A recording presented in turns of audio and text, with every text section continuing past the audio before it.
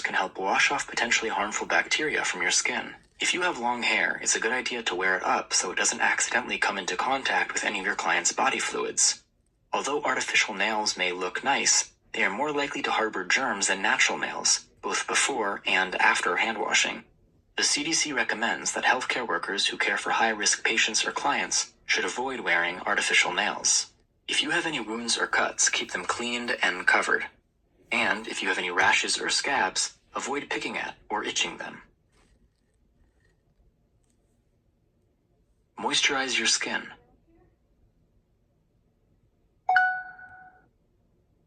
Do. Frequent hand washing can make your skin dry, cracked, or irritated. Cracked or irritated skin can give germs an entry point into your body. Moisturizing your skin and preventing it from becoming cracked or irritated means germs can't get in this way. Share personal items. Don't. Sharing personal items can spread germs, so you should always avoid sharing things like bottles, cups, eating utensils, towels, combs, toothbrushes, and napkins. Take antibiotics as prescribed.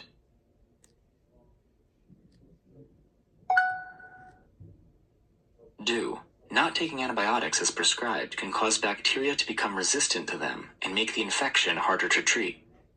Even if your symptoms have gone away, you should always take the full course.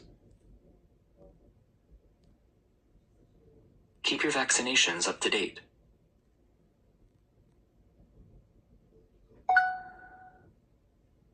Do. Keeping your vaccinations up to date and getting any recommended vaccinations, such as the flu shot, can help keep you and those around you safe from vaccine-preventable diseases. The list of vaccinations that the CDC recommends all healthcare workers should be up to date with. If you aren't sure if your vaccinations are up to date or if there are any other vaccinations you may need, speak to your doctor. Need to go get my glasses. Cause I think it's in the on table, but like in my room. Handle and prepare food safely.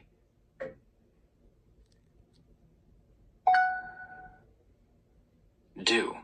Knowing how to safely handle and prepare food is key to helping prevent infection.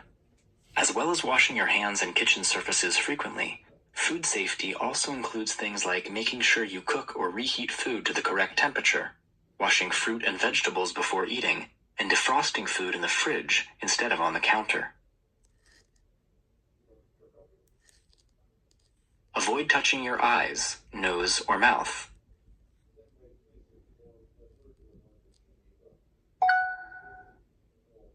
Do. Every time you touch your eyes, nose, or mouth, you transfer germs between your hands and your face.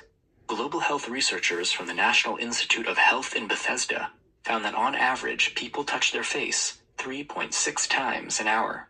This rate of touching means that most people get germs on their hands a lot more often than they wash germs off their hands.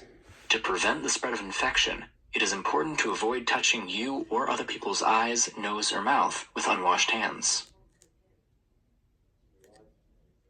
Go to work if you are feeling unwell and have signs and symptoms of an infection.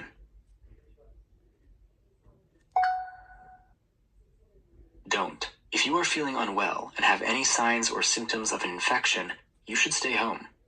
Going to work, school, other public places can spread your illness to others.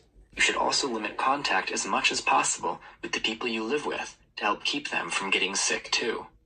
Even if your symptoms go away, always follow medical advice about when it's okay to return to work. Avoid unnecessary contact with people who are or may be infectious.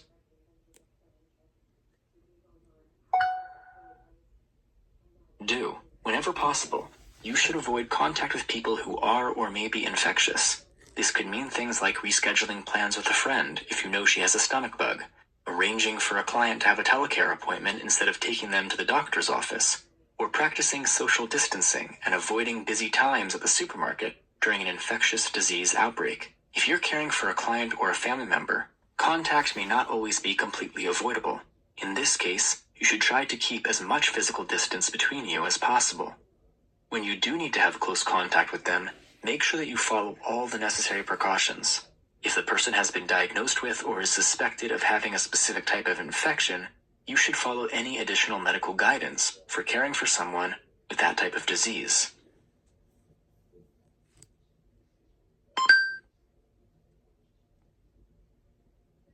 This is Valerie.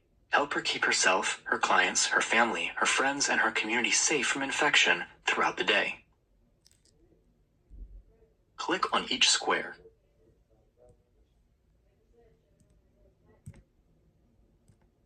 Valerie arrives at her client Mrs. Marquez's house.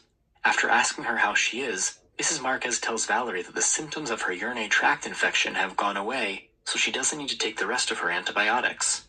Valerie encourages Mrs. Marquez to continue taking her antibiotics until they are finished, flushes the rest of Mrs. Marquez's antibiotics down the toilet.